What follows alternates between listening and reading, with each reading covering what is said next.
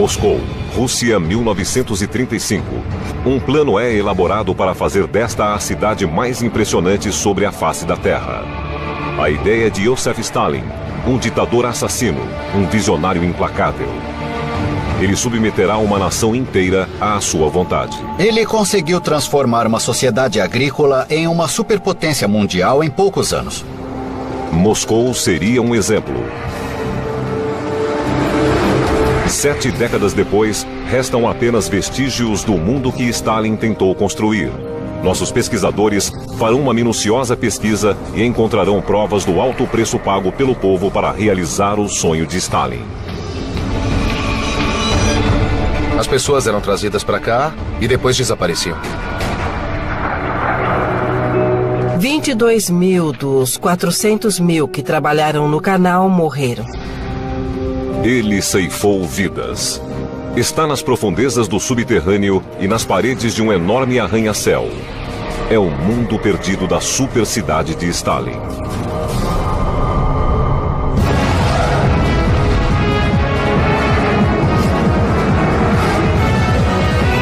Mundos Perdidos. A super-cidade de Stalin.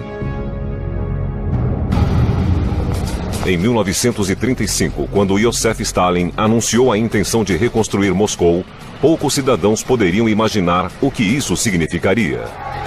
Eles já tinham vivido 2 décadas de caos. A Revolução de 1917, a derrubada do czar e a criação do primeiro Estado comunista da história. Mas não tinham ideia de quão grandes ou dolorosas seriam as mudanças de Stalin. Ele queria apagar todos os traços do passado imperial da cidade e transformar todos os aspectos de Moscou. E isso só seria possível através da força bruta. Nossa equipe de pesquisadores viajou a Moscou para entender o que aconteceu. Guy Archer passou anos pesquisando a história da Rússia.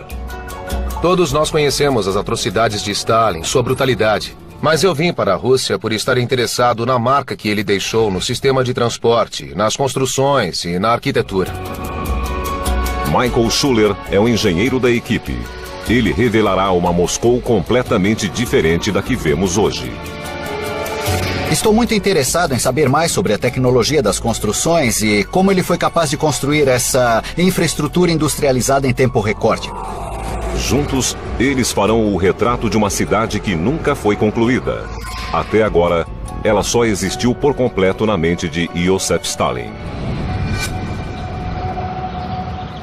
Ele acreditava que para criar, era preciso estar preparado para destruir.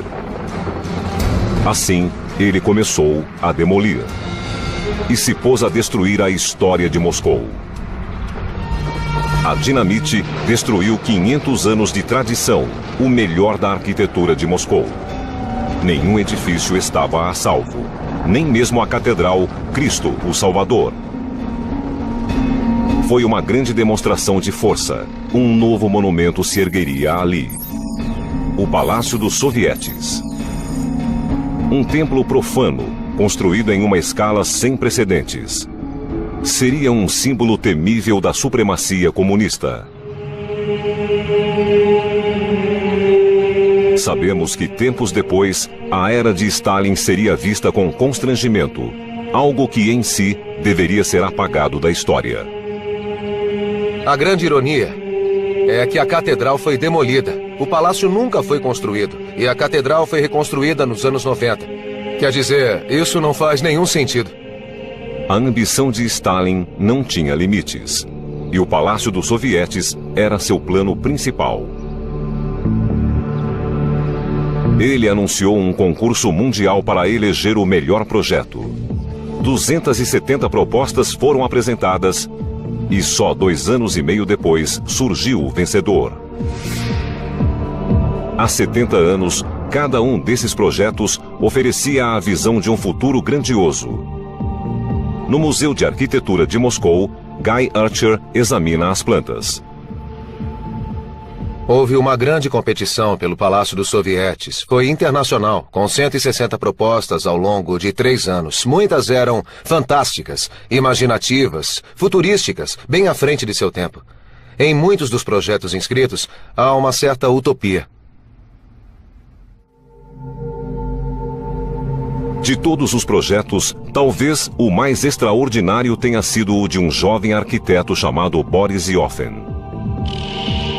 Seria um prédio com 3 plataformas. Uma escadaria levaria a um pórtico elaborado. E no topo, haveria uma estátua gigantesca de um operário. Foi o projeto escolhido por Stalin.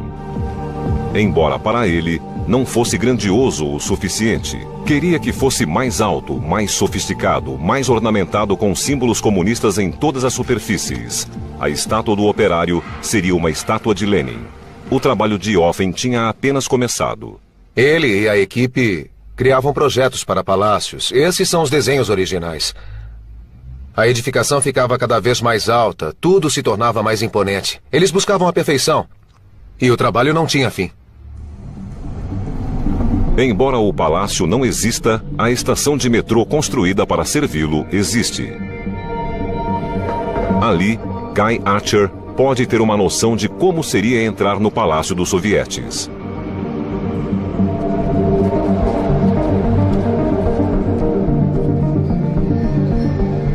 Estou no metrô, bem embaixo de onde estaria o Palácio dos Sovietes. E aqui, desta estação, nós podemos ter uma ideia de quão belo e ornamentado seria o edifício. A iluminação, o mármore e a pedra branca mostram o padrão desejado por Stalin. Conversando com o arquiteto Matt Johnston, Mike conclui que, com um palácio dessas dimensões, Stalin queria mostrar ao mundo o poder da Rússia. Você pode ver que o tamanho da igreja original é bem grande. O Palácio dos Sovietes, com a estátua de Lenin no topo, teria 416 metros. É incrível. Muito maior, é. Bom, eu tenho aqui uma representação que dá a noção da dimensão. Este aqui é o esboço da edificação. Com a estátua de Lenin no topo. É, e você pode ver o tamanho da catedral atual, que tranquilamente caberia dentro. Absolutamente incrível. A Estátua da Liberdade seria algo dessa altura. Sem a dúvida. mais alta construção do mundo na época. A construção começou em 1935. Uma fundação foi cavada no local da catedral demolida pelos operários de Stalin. Depois, foi colocada uma base com um anel de vigas de ferro. Porém, com a eclosão da Segunda Guerra Mundial, o aço foi retirado e usado para construir armadilhas para tanques. Mike Schuller e Matt Johnston acreditam que, mesmo que a construção tivesse continuado, o projeto estava condenado ao fracasso. O complexo teria avançado até o rio e ali o leito da água é bastante alto, o que traria muitos problemas com infiltração nas fundações que eram muito profundas. Outro problema é que todo o complexo poderia deslizar rio abaixo. O solo ao longo da margem do rio não é muito Correto, bom. há muita areia no solo, é bastante instável. Talvez tenha sido uma das razões de nunca ter sido construído. Foi uma das razões de nunca ter sido realizado. Construir o Palácio dos Sovietes poderia ser tão impossível quanto construir uma casa na areia. No Museu de Arquitetura de Moscou, Mike e Matt descobrem mais problemas. Aqui você pode ver como era de fato o projeto. Havia uma série de questões técnicas. Um dos problemas era o clima. A média era de 200 dias por ano com nebulosidade até aqui. Você olharia para cima e veria as pernas das calças e as costas. Não é uma configuração muito respeitosa. Há algumas questões estruturais associadas com o auditório. Sim, achei um corte transversal do edifício. O estudo das plantas demonstra que, embora espetacular, teria sido impossível construir o palácio. Bom, aqui é o auditório para 21 mil pessoas. Um enorme espaço vazio coberto por uma abóbora. Isso, e aqui dentro vemos um problema, isto é, um edifício sobre um grande espaço vazio. Sustentaram um arranha-céu sobre um espaço vazio. Estruturalmente não é uma coisa lógica. Mesmo hoje, construir algo assim seria muito difícil e na época, tecnicamente, não era viável. Praticamente impossível.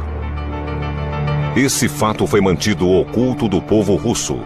Fotografias e filmes falsificados induziam a crença de que o palácio seria rapidamente concluído. Se tivesse sido construído, o Palácio dos Sovietes seria tão alto que você teria de recuar muito para ter uma visão geral dele. Teria sido a construção mais imponente de seu tempo.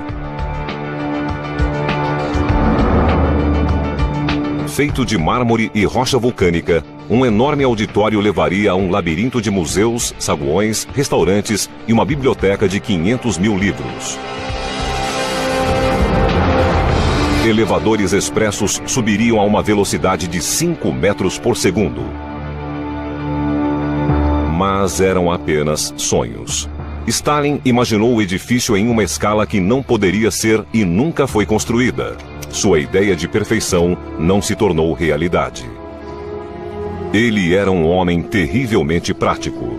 Estabelecia objetivos e encontrava maneiras de atingi-los. Ele queria construir sua super cidade. O custo humano não importava. A seguir, nossos pesquisadores se aprofundam na pesquisa sobre a Moscou de Stalin.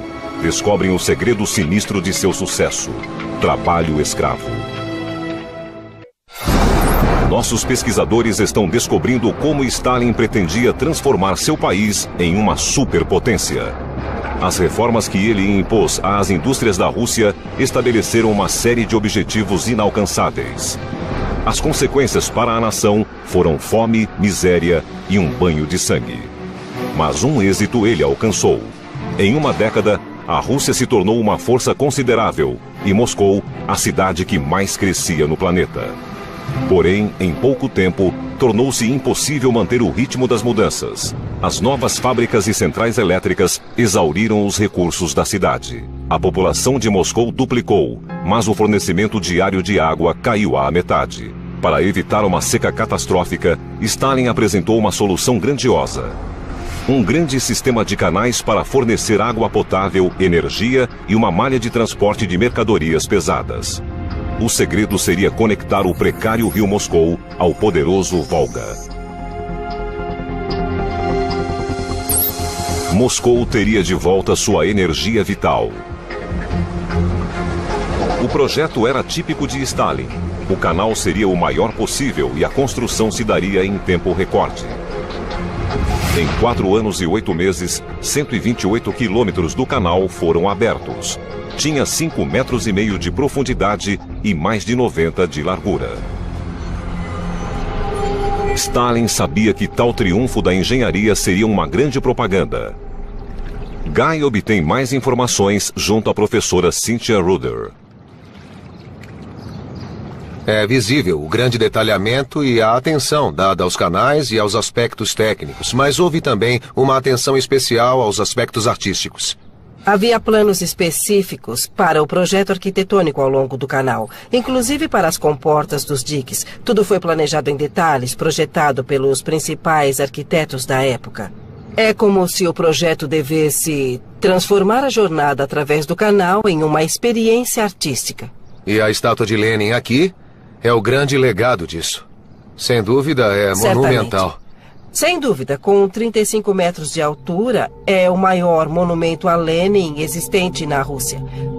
Havia outra estátua de Stalin de 35 metros no meio do canal. A estátua de Lenin está aqui, mas o local onde se ergueria a de Stalin está vazio. O que aconteceu? No período de desestalinização, no final dos anos 50, todas as estátuas e placas com seu nome começaram a ser retiradas.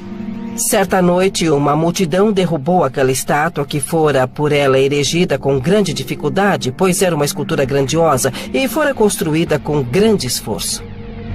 A estátua de Stalin foi retirada e destruída, mas isso não é nada se pensarmos nas pessoas que ele destruiu para realizar seu sonho.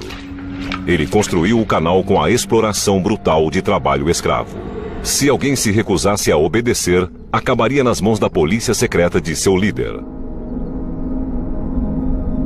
Cynthia, o que esta bela igreja tem a ver com a construção do canal? Esta igreja se localiza em um monastério que foi requisitado pela polícia secreta soviética, NKVD, para ser quartel-general do campo prisional para os trabalhadores escravos que construíram este canal. De onde vinham os trabalhadores? Eles usaram prisioneiros políticos ou criminosos comuns? Eles usavam todos, dependendo das necessidades, prendiam quantos fossem necessários para a tarefa. Houve um momento em que havia mais de 200 mil prisioneiros no campo de Mitre trabalhando no canal. Se precisavam de engenheiros, prendiam engenheiros. E para isso, a NKVD cometeu o maior dos sacrilégios, transformando esse belo monastério num campo de prisioneiros. Correto. A rede de prisões chamada Gulags seria o projeto mais lembrado de Stalin. Essas prisões tinham capacidade para encarcerar 2,5 milhões de pessoas, cada uma delas um trabalhador em potencial. Transformados em escravos, eles cavavam com pás e picaretas. Não havia máquinas.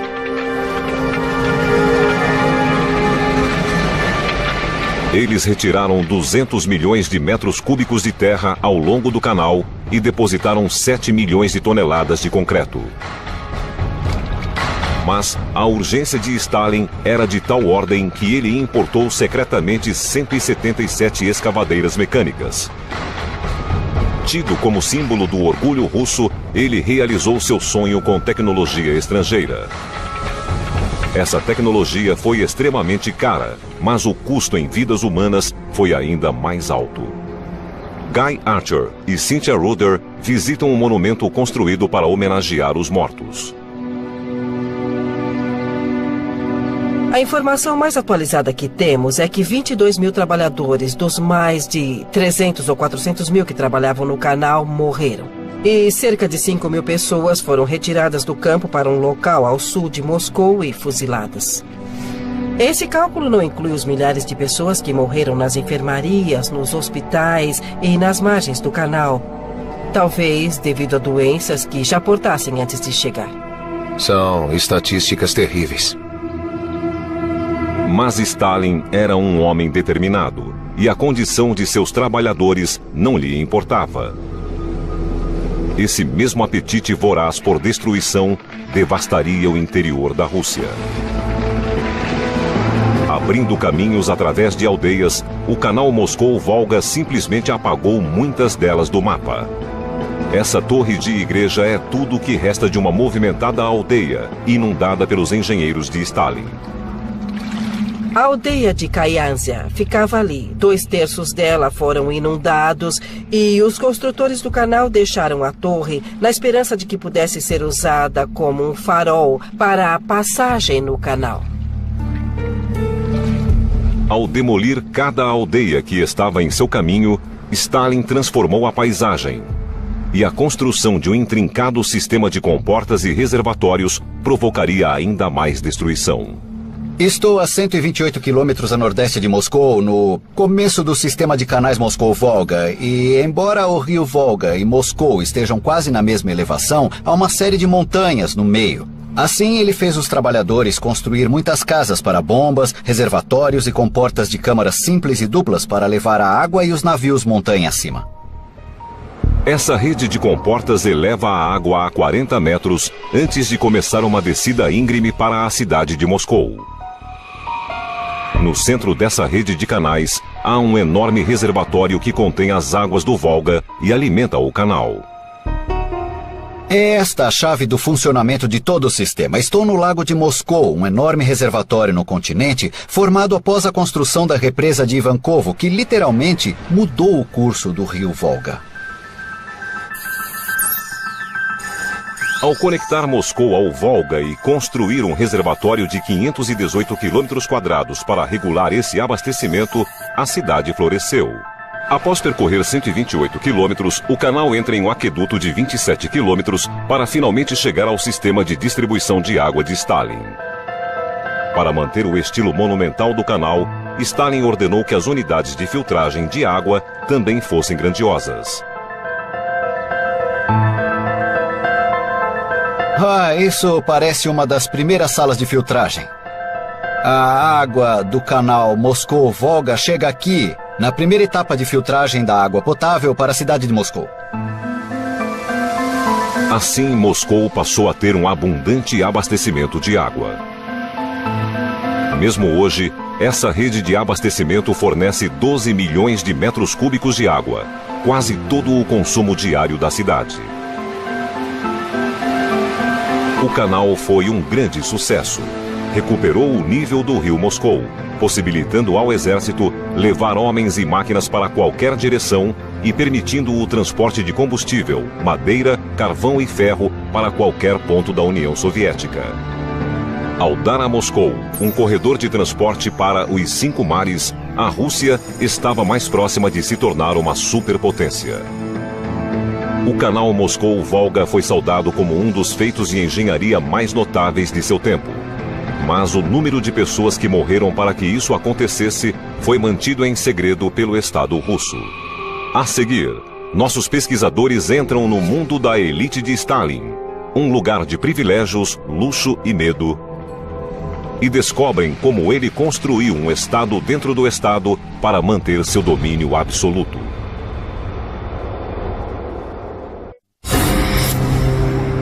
Guy Archer e Mike Schuller estão pesquisando os planos de Stalin para transformar Moscou em uma supercidade e descobrindo como ele reconstruiu o mundo que o povo de Moscou habitava.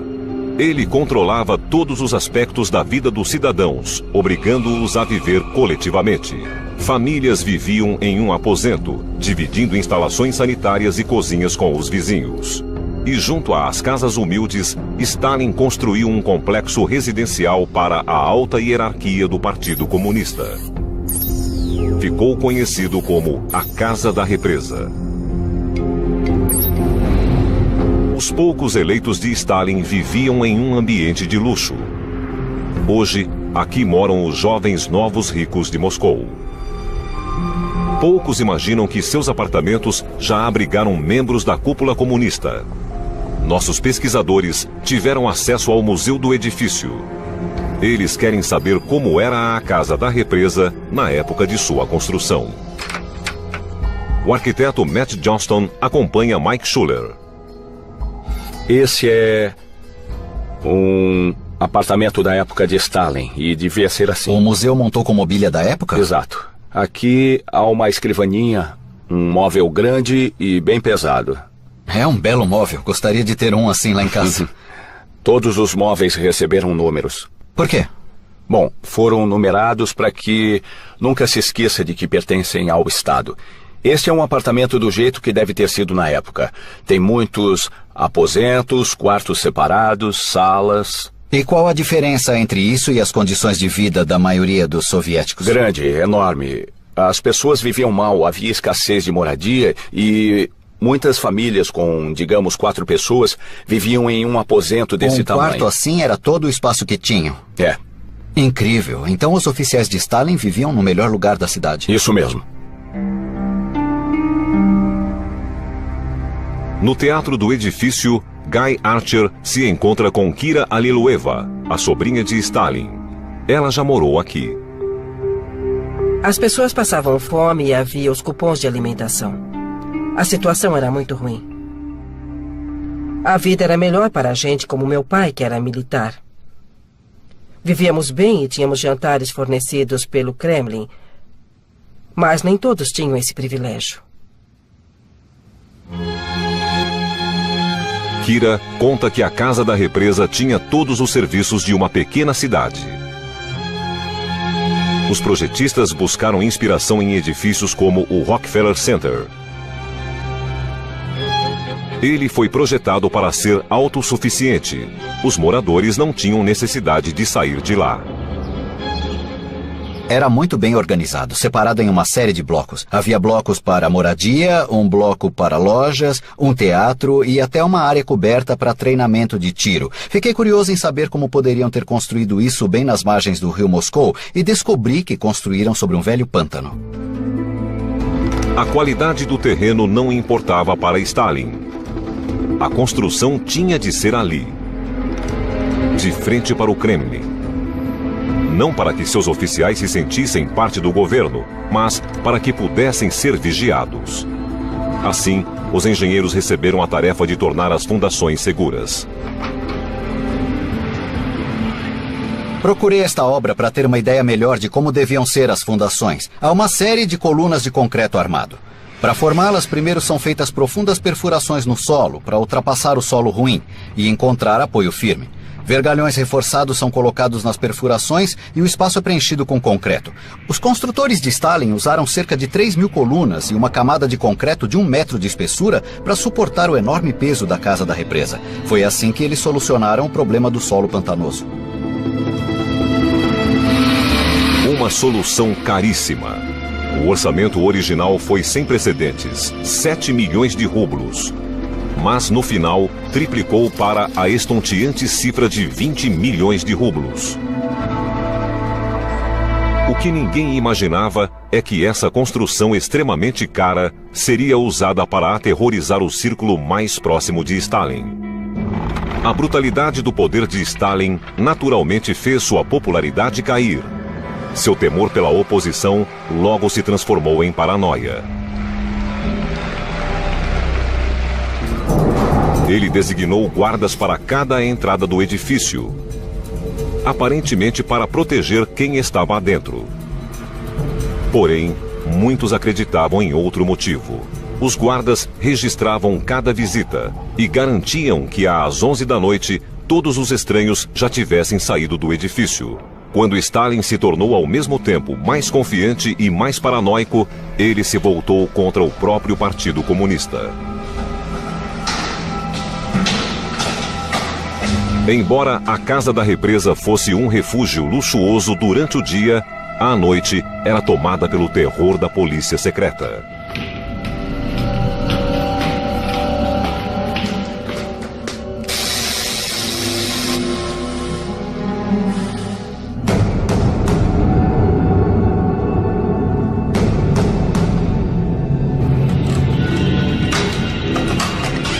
Mike e Matt pesquisam um dos apartamentos. Bom, além da entrada principal, havia também uma entrada de serviço na maioria dos apartamentos. Há um canto interessante e misterioso. O que é? Se você der uma olhada por aqui... Ah, um closet, bem pequeno. É. Parece oco atrás. O que há atrás do closet? Bom, não é muito profundo. Dê uma olhada ao fundo do closet, é aqui, há um vazio atrás. Portanto, é provável que fosse a entrada de serviço. A maioria dos apartamentos tinha uma entrada de serviço. As portas não podiam ser trancadas e se ligavam ao térreo por um elevador. A polícia secreta tinha acesso irrestrito a todos os apartamentos. Há muitas histórias sobre o edifício, apartamentos com escuta e pessoas que foram levadas. Muitos dos removidos eram comunistas leais com anos de serviço ao partido.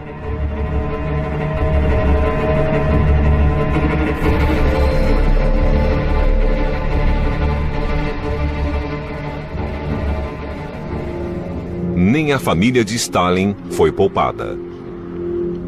Quando levaram minha mãe, foi um pesadelo. Tentei descobrir o destino dela, mas eles diziam que não sabiam de nada. Na noite de 5 de dezembro de 1948, eu estava dormindo e eles entraram no apartamento direto do elevador. Meu irmão me acordou e disse que tinham vindo me buscar.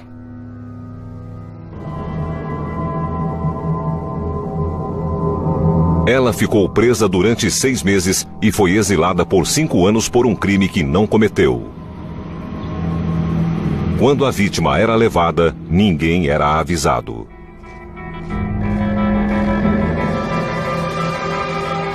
A polícia secreta vinha, levava alguém do apartamento e depois colocava um lacre de cera na porta para impedir que outras pessoas entrassem, como que estamos vendo aqui. Se você viesse visitar seu amigo e encontrasse um lacre de cera na porta, seu amigo estava em apuros. As vítimas eram levadas para Lubyanka, o quartel-general da NKVD, a polícia secreta. É um edifício bastante sinistro. As pessoas eram trazidas para cá e simplesmente desapareciam. Elas eram fuziladas aqui ou enviadas para campos de trabalho espalhados pela União Soviética e ficavam desaparecidas durante décadas. Muitos sumiram completamente e suas famílias nunca mais tiveram notícias deles. Um sistema tão repressivo não admite qualquer oposição. A época de Stalin foi marcada por desaparecimentos e pela constante ameaça de morte violenta. Estou no Museu da Casa da Represa, ao lado de uma lista de 700 nomes. São pessoas que foram presas neste edifício na época de Stalin. 350 delas foram executadas. Há aproximadamente 500 apartamentos. Portanto, 30% das pessoas que moravam aqui foram presas. Os apartamentos vazios logo eram ocupados por novos e ambiciosos quadros do partido. Todos sabiam que essa posição podia ser temporária. Reunindo todas as informações levantadas por nossos pesquisadores, podemos entender como a bizarra construção do complexo controlava a vida de seus moradores. Eles usufruíam um luxo inimaginável para os cidadãos comuns, mas viviam com medo. Guardas em todas as portas, suspeitas de escutas nos apartamentos e elevadores de serviço por onde a polícia secreta invadia a casa daqueles que se julgavam de confiança.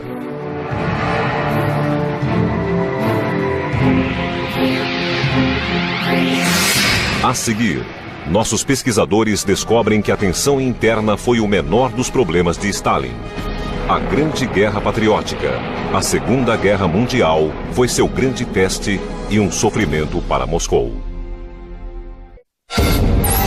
Mike Schuller e Guy Archer estão descobrindo o plano de Stalin para Moscou nos anos 1930.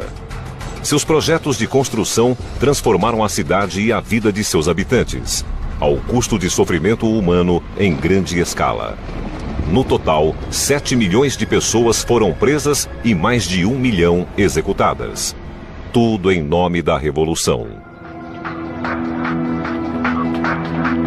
E os projetos continuavam. Ele planejava construir um metrô espetacular. A estrutura mais majestosa já vista em sua super cidade. Como a vida na superfície de Moscou era muito difícil, Stalin queria que o metrô fosse um lugar brilhante e feliz. O segredo seria encher as estações de luz e criar grandes espaços abertos. Revestidos de mármore e ostentando mosaicos impressionantes, essas obras grandiosas se tornaram verdadeiros palácios para o povo. Eram uma cortina de fumaça, luzes e espelhos para fazer o povo esquecer a miséria da vida. Nenhum outro sistema metroviário no mundo é tão ornamentado, luxuoso e sofisticado.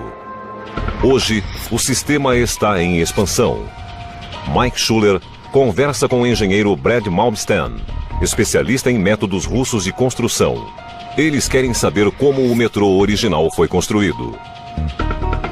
É impressionante. Construir um metrô moderno requer todo esse equipamento de alta tecnologia. Os construtores do metrô de Stalin não tinham isso, tinham? De fato não. Mas tinham equipamentos rudimentares como perfuratrizes pneumáticas. A maior parte do trabalho era feita com ferramentas para abertura de minas, como esse velho martelo de metal, pás e picaretas. Os milhares de trabalhadores desciam nos túneis e cavavam com as próprias mãos, tirando o entulho em baldes. Era tudo muito difícil. Nossa, um trabalho fatigante. Sim, deve ter sido terrível, mas com tantas pessoas entusiasmadas em construir a nova Rússia, isso foi possível.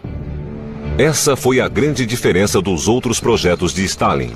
O metrô foi construído por voluntários. Foi o maior projeto civil de construção da União Soviética. Dele participaram 75 mil trabalhadores, entre os quais muitas mulheres. Eles estavam ali por livre e espontânea vontade, mas as condições de trabalho eram perigosas. Era muito escuro, muito úmido, extremamente perigoso. Muitos morreram durante essa construção. Às vezes os trabalhadores caíam uns sobre os outros, às vezes tinha um incêndio, às vezes o túnel cedia e as pessoas desapareciam. Muita gente morreu, o perigo era enorme. Já descemos bastante e está cada vez mais quente e abafado. Ventilação deve ter sido um outro problema. É muito abafado mesmo hoje. No passado deve ter sido ainda pior, porque eles não tinham um sistema de ventilação no túnel já previsto no projeto de construção, como acontece hoje. Eles só contavam com a descida natural de ar pelo túnel até eles. Com o túnel aberto, o passo seguinte era torná-lo seguro. As paredes foram revestidas de ferro e concreto fundidos no local. Só perto do fim da construção, eles adotaram a técnica moderna de levar concreto pré-fundido em partes. Uma camada de cimento foi adicionada para afastar a umidade.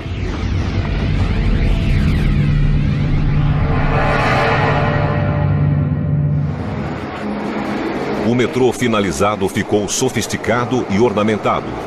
Mas, além de transportar passageiros com conforto, ele tinha outro objetivo muito prático. Stalin sabia que a guerra era iminente.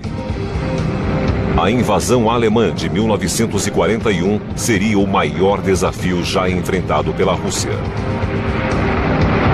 Com os aviões de combate de Hitler riscando os céus de Moscou, as estações de metrô se transformaram em bunkers, verdadeiros santuários diante de um ataque terrível. Guy obtém mais informações do historiador Sergei Nikitin. Eles colocaram no metrô, além dos dispositivos normais que geralmente são usados, outros mecanismos como portas especiais. Portas enormes que, quando fechadas, protegiam a estação de ataques de gases, por exemplo.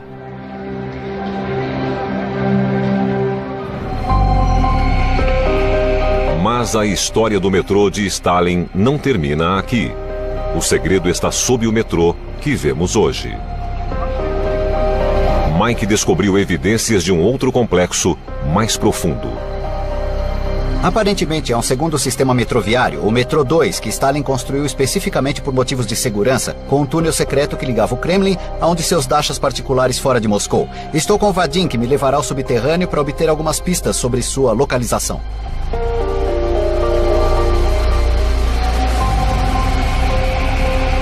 O solo abaixo de Moscou é cheio de túneis.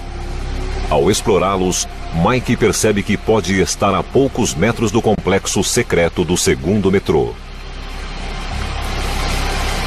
Na época de Stalin havia apenas uma linha, mas isso teve grande expansão durante a Guerra Fria e eles construíram entradas secretas e passagens subterrâneas e bunkers para a fuga de personalidades importantes em caso de uma emergência ou algum tipo de ataque. Considerando essa natureza de múltiplos usos, deve ser um dos metrôs mais profundos já construídos. Os detalhes do segundo metrô, como localização e métodos de construção, ainda são segredos de Estado. Mas, reunindo o que sabemos, podemos ter uma noção da escala da rede metroviária de Stalin. Acredita-se que um dos túneis secretos leve a seu bunker particular, outro ao aeroporto, um terceiro à sua casa de campo. Embora persistam os rumores sobre o segundo sistema, o metrô de Stalin continua a ser o orgulho de Moscou e de seus cidadãos, transportando centenas de milhares de pessoas todos os dias. A seguir, nossos pesquisadores descobrem que, mesmo com o fim iminente de seu regime, Stalin quis deixar uma marca indelével na paisagem de Moscou. Nossos pesquisadores descobriram que a Moscou que Stalin construiu era um lugar de extremos. De grandes manifestações a segredos sombrios, construída em nome do povo, mas com um enorme custo humano. Mike Schuller e Guy Archer pesquisam o que talvez seja o maior dos projetos de construção de Stalin. Nele, a paisagem de Moscou celebraria a vitória comunista, o grande triunfo sobre a Alemanha nazista. Ironicamente, a inspiração veio de cidades de um novo inimigo, a América capitalista. No final dos anos 40, ele ordenou a construção de 7 arranha-céus. Eles passaram a ser chamados de as 7 Irmãs e ainda dominam a cidade. A arquitetura lembra o projeto tão sonhado por Stalin. O Palácio dos Sovietes. Por estes desenhos, nós podemos ver que as 7 irmãs roubaram muitas ideias do Palácio dos Sovietes, a arquitetura gótica, a ondulação sobre as plataformas e também a dimensão e a magnitude dos edifícios. Eles enfatizam a pequenez do indivíduo diante do Estado. Como todas as construções de Stalin, o objetivo era combinar propaganda e funcionalidade. Com 240 metros e coroada por uma torre de 57 metros e 6 toneladas, a Universidade de Moscou é o edifício mais alto da cidade. Cercada por espaços abertos com enormes asas laterais e construída em forma de T, a universidade ocupa quase 3 quilômetros quadrados. Por dentro, é igualmente ornamentada e impressionante. A intenção de Stalin era multiplicar por 7 essa opulência. Tem um enorme auditório. Saguões muito decorados. Corredores com paredes espelhadas. E salas adornadas com esculturas comunistas. Todos os detalhes mostram a obsessão do ditador com o grande gesto. A Universidade de Moscou se tornaria tão famosa para os russos como o Empire State Building para os americanos. Ao investigar a construção de um edifício moderno, Mike espera descobrir exatamente como as 7 irmãs foram construídas. Com ele está o engenheiro Brad Malmsten. Há alguma relação entre as 7 irmãs e esse edifício moderno? Ah, sim. As técnicas de instalação do aço usadas nas 7 irmãs são muito semelhantes. É evidente que colocaram a fachada de tijolos para fazer parecer mais sólida, mas basicamente está apoiada no mesmo tipo de estrutura de aço que temos nessa construção. Essas grandes edificações de pedra tomaram emprestada a tecnologia da moderna construção em aço americana. A inovação da estrutura de aço permitiu que Stalin construísse obras mais altas, mais fortes e mais imponentes. Porém, a construção desses arranha-céus não foi tarefa simples. Sob a cidade fluem muitos rios subterrâneos que deixam o solo instável. A geologia é ideal para abrir túneis de metrô, mas muito problemática quando se trata de erguer arranha-céus. Ao longo de sua carreira, Stalin jamais aceitou uma recusa. Portanto, seus engenheiros não tinham saída. Precisavam achar uma solução. Eles usaram um método revolucionário. É chamado de criotecnologia e resolve o problema da construção em solos úmidos. Fazia-se circular uma solução de cloreto de cálcio em sondas abertas. Isso tirava o calor do solo e formavam-se grossas paredes de gelo que impediam a água de entrar nas fundações.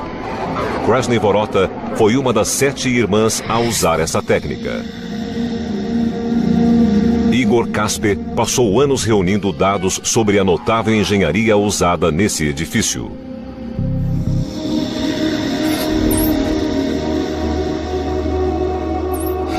O projeto determinava que ele fosse construído sobre uma estação de metrô e incluísse uma nova entrada. O grande problema é que congelar essa área de solo para completar a estação faria o solo expandir e ergueria um lado das fundações do arranha-céu. Quando a construção terminasse e o solo descongelasse, as fundações do edifício cederiam. Mas eles decidiram construir sobre uma inclinação de 7 centímetros, de tal forma que, quando o solo descongelasse, o edifício voltaria à linha vertical.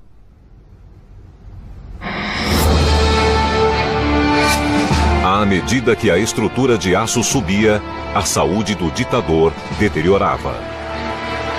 Seu legado está nesses edifícios com fachadas monumentais que guardam uma tecnologia ultra inovadora. As 7 irmãs se tornaram prova de sua extraordinária visão arquitetônica para Moscou, mas também um emblema permanente do nefasto poder exercido para construir seu admirável mundo novo. Usando informações de plantas arquitetônicas e a pesquisa de campo de nossos pesquisadores, já podemos recriar o mundo perdido da Moscou de Stalin. Um canal que conecta a Rússia com o mundo, um sistema metroviário eficiente e decorado, arranha-céus que parecem catedrais e prédios de apartamentos construídos como cidades em miniatura. Em curtíssimo tempo, Stalin realizou mais do que muitos países podiam sonhar. Ele modernizou a Rússia, mas seus métodos foram brutais. Outros tentaram transformar a cidade e apagar seus vestígios. Mas a desmedida ambição do plano de Stalin jamais seria igualada. Moscou, Rússia, 1935. Um plano é elaborado para fazer desta a cidade mais impressionante sobre a face da Terra. A ideia de Joseph Stalin, um ditador assassino, um visionário implacável.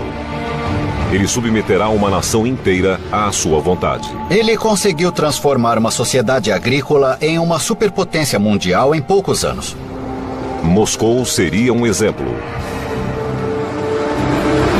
7 décadas depois, restam apenas vestígios do mundo que Stalin tentou construir.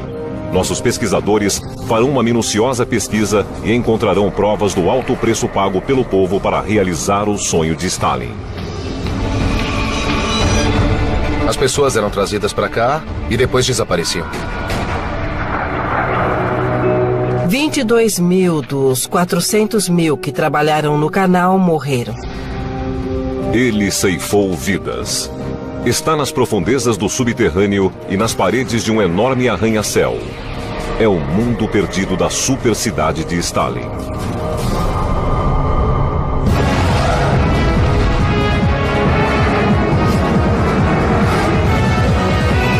Mundos Perdidos. A super-cidade de Stalin.